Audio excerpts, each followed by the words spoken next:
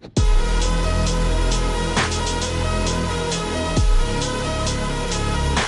this next one we're here to replace this shower unit.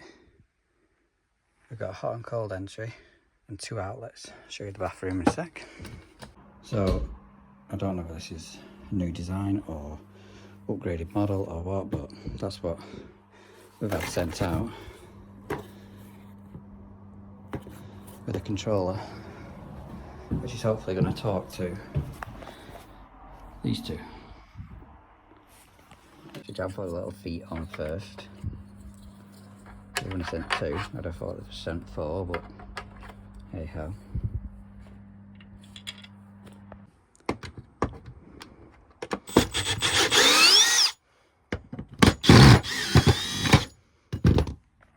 I've turned the water off, so hopefully all these will be empty. Just disconnect all these now and mark them up which are which.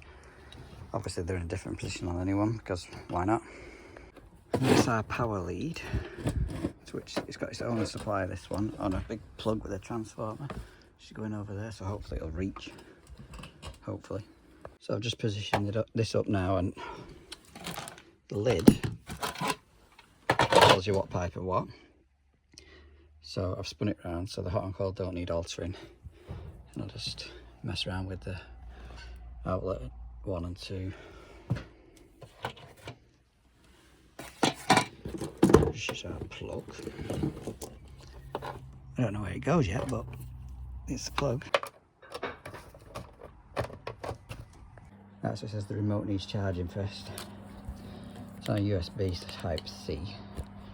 I can't find a plug in the customer's house anyway, so I'm gonna have to use my own battery. Get it. There we go. Beautiful. Right, so that one is going to pull up elbow straight on, number 2 to number 2. And then I'm going to just put a piece of pipe in between them 2 to lengthen that. These 2 need to come off because I've just found these 2 in the box. Isolation valves for it with arrows on. It's no issue though, no issue. 30 seconds later, those 2 are on. The water could technically go back on now, but I might as well finish that side off first. Whilst that little remote is charging up. That's in and round, ready to be plugged into that extension lead. Something like that. A million couplings left over now.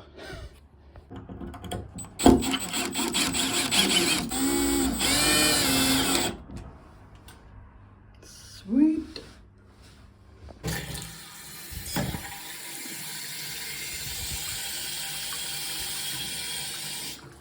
It's worth noting now, this is on a combi system, so this is a high pressure pump, not a gravity fed, so we only needed to turn off the cold water main downstairs. That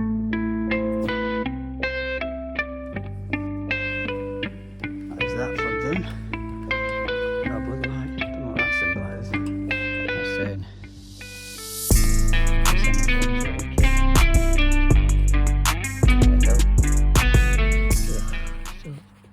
Do I need to take it out? No, needs more battery.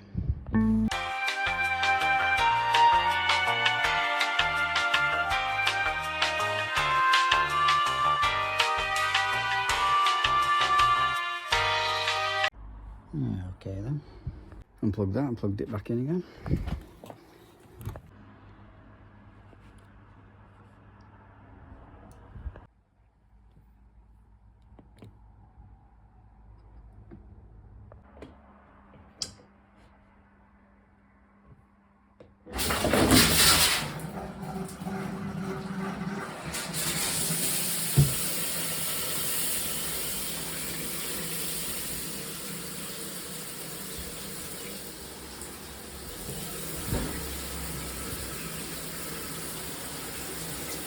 Nothing yet.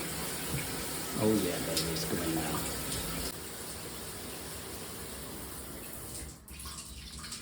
Oh, for God's sake. So, after another 10-minute charge, I managed to get the rain head function working, up to temperature, commissioned. Then it ran out of battery again, so just going to tell the customer who's not here at the minute that it needs charging, and it can be clicked on. It's mounting based on the wall. and registered with Mira themselves. Job done. Right, so I'll just fill you in on this one that I've already started, but I wasn't going to film, and then I thought, no, I'll make a good video, training video. So we turned up to this because I was getting intermittent heating and hot water. When I, before turning anything on, I tried to motor this valve open, and as you can hear, it is actually operating better now, but it wasn't. It was stuck and making a clunking noise. I'll try and get it to do it now. The synchron motor, I took the head off, the synchron motor was absolutely baking hot. And I turned the programmer on, turned the room thermostat on. We should then have 240 on the white connection. See if I can show you. So I'm going to test from white to earth, one-handed.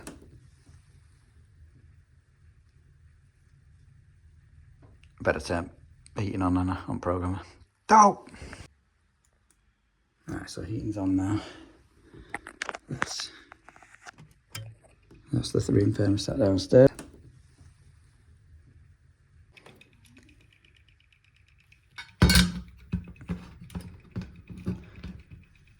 Get ready.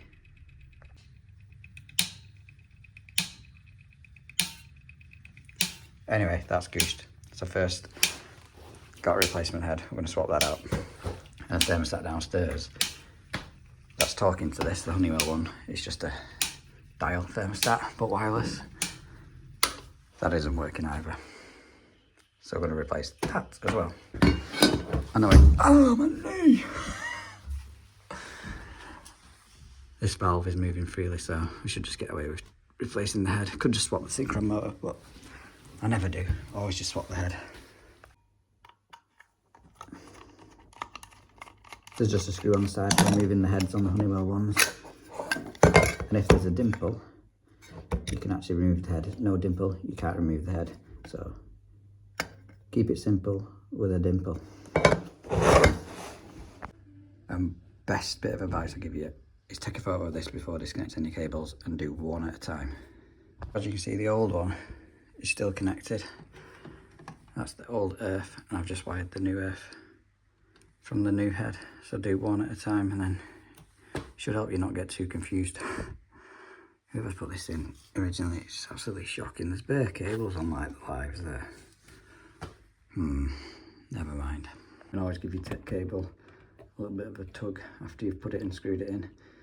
Make sure it's actually in where it's supposed to be. So that's all wired in now, back in that cable clip like the old one was. Just taking note of the position of this, so I can swivel that round so the head will drop straight on, he says.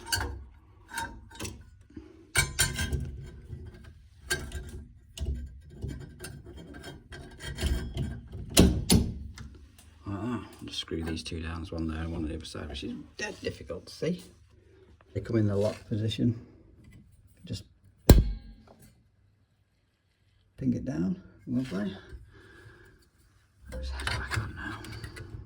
I always write the date on just for future reference, really. I'll take the cover off this. Something like that.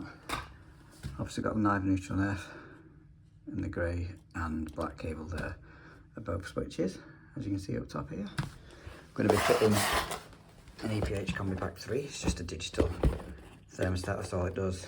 No programmer, because obviously we've got that one up there. I'll show you, I'll swap these out. So it's basically the exact same wiring as you would a thermostat off a combi.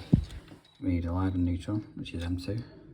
Take them from there, and then you switch, which is 2 and 3. So watch this. Magic, eh? You're a wizard, Harry. Okay, just clicks on the top. There's a little securing screw here, and then you push them back in. And a clip putting on, stop them pulling out. You should have a wire clamp on these EPH if you're watching. Put a wire clamp down there. Let that try and pair up now.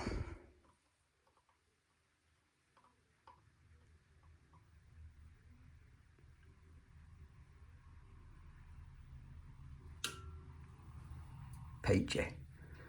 I'm going to turn this off. Like that. I'm going to knock off that. Hot water's off. Hopefully these lot will all shut down. Then I can test each thing individually. Continuous. That's someone running the cold water, by the way.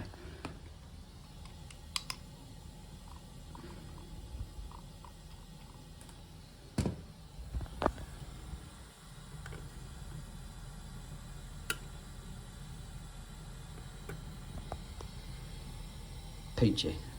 Boiler should fire up now for heating. I'll just test that and then we'll move on to the hot water, see what happens then. I've also got 240 on orange now, which means the motor and the valve's moved over.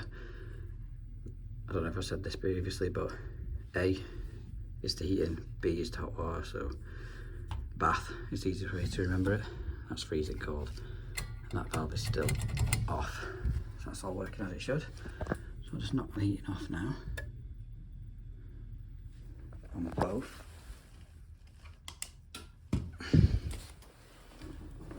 And then try the hot water, providing cylinder starts not up to temperature.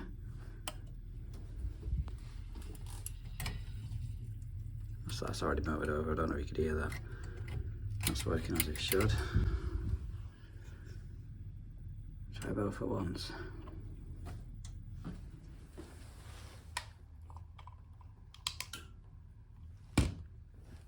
We've got temperature clamps out for this bit. So we're using the TPI Bluetooth temperature clamps. I'm going to go on to screen record now so you can see what I'm doing, but basically I'm going to put one on the hot water feed to the cylinder, the flow to the cylinder should I say, and then one on the flow to the rods, just to double check everything's working and to show off these fancy little clamps. So basically what I'm doing here is scanning for the 2 temperature clamps. That's our live temperature of number 1 and then number 2. I'm just going to check and monitor the flow temperatures of both the heating and hot water. Oh, right, so that one's had me really confused. So it was called out to no heating, no hot water. So when I got there, obviously tested for power on the 3 port and could hear the head clicking away, buzzing, absolutely red hot. And obviously we won't get power. Obviously I went and picked up a new head. The thermostat, the room thermostat, it wasn't clicking on and off the existing one, so they wanted that replacing as well. So we replaced that. Replaced the head on the thermostat. Now I could get hot water, this is what seemed to happen anyway. I could get hot water working independently. I could get heating working independently. But when I put them both on at the same time, the 2-port valve connected to the flow to the cylinder, now that acts as like a safety feature. It's linked with a overheat thermostat and then into the cylinder stat. That didn't seem to open.